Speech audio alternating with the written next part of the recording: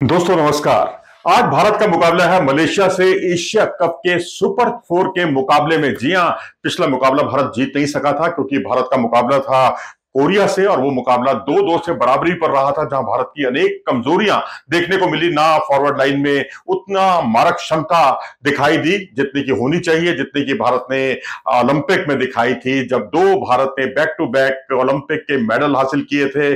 और उसके बाद प्रो हॉकी लीग ने सारा सिनेरियो जो है वो बदल दिया। उसमें भारत 7 मुकाबले हारा, लेकिन यहां पर हम तारीफ करनी होगी मलेशिया की, क्योंकि मलेशिया का परफॉर्मेंस इस एशिया कप में भारत से बेहतर रहा है। अगर आप देखें तो उन्होंने कुल मिलाकर 26 गोल किए हैं कुल मिलाकर 4 मैचों में, और भारतीय टीम ने किए हैं 24 गोल। उन्होंने केवल 2 गोल खाए हैं, यानी 2 गोल उनके अगेंस्ट हुए हैं और भारत के अगेंस्ट हुए हैं 6 गोल। तो इससे आप अंदाजा लगा सकते हैं दोनों टीमों के बीच में मारक क्षमता में और डिफेंस लाइन में, दोनों में थोड़ा फर्क दिखाई दे रहा है। भारत ने चीन को हराया था 4-3 से, यानी 4-3 से चीन को हराने में पसीने आ गए थे भारतीय टीम को। जापान को 3-2 से पराजित किया, लेकिन कजाकिस्तान की टीम जो बहुत हल्की टीम है इस टूर्नामेंट की, उसको भारत ने 15-0 से हराया। लेकिन उसके बाद सुपर 4 के मुकाबले में भारतीय टीम साउथ कोरिया को नहीं हरा पाई और मैच 2-2 से बराबर रहा। साउथ कोरिया की टीम जो है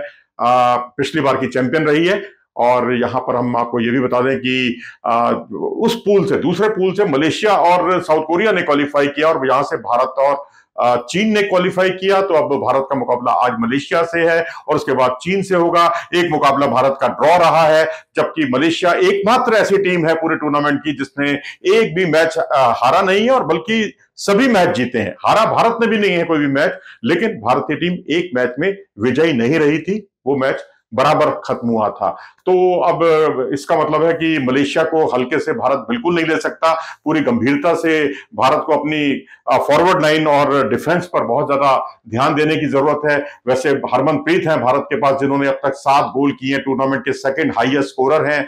लेकिन वहीं अनवर जो है, अकीमुल्ला अनवर, जो कि मलेशिया से ताल्लुक रखते हैं, और उन्होंने 10 गोल किए हैं टूर्नामेंट में सबसे अधिक। और उसके बाद अशकन हमसनी है जिन्होंने 6 गोल दागे हैं मलेशिया के लिए। लेकिन वहीं हरमनप्रीत ने 7 तो अभिषेक ने 4 गोल दागे हैं, और जुगराज और सुखजीत ने 3-3 गोल और मनदीप ने 2 गोल दागे हैं।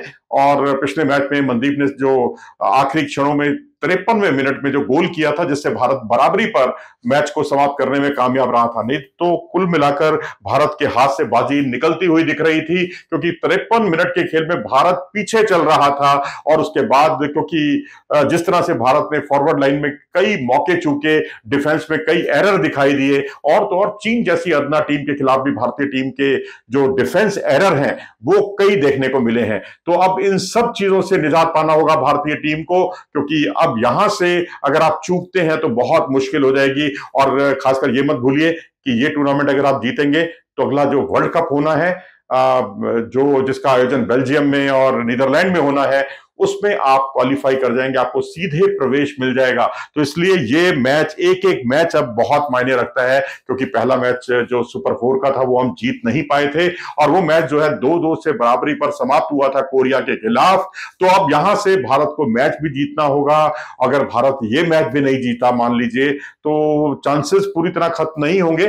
फिर हमें उम्मीद करनी होगी कि मलेशिया अपने आखिरी मैच में कोरिया को जरूर हराए, यानी हम अपना अपना आगे पहुंचने के लिए हमें दूसरी टीमों के परिणाम पर निर्भर रहना पड़ेगा।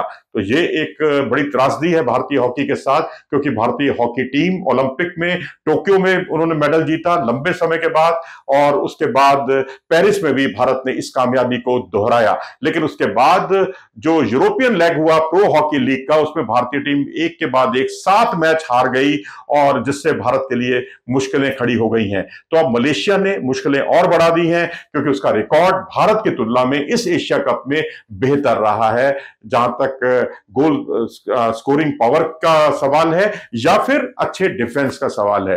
तो अब यहां से निजात पाना होगा, भारतीय टीम को जीतना है और साथ ही अगले वर्ल्ड कप के लिए क्वालिफाई करना है। तो एक एक मैच बहुत अहम रहेगा, और मलेशिया को हराना भारत के लिए बहुत जरूरी होगा। अपनी राय दें कमेंट सेक्शन में जाकर।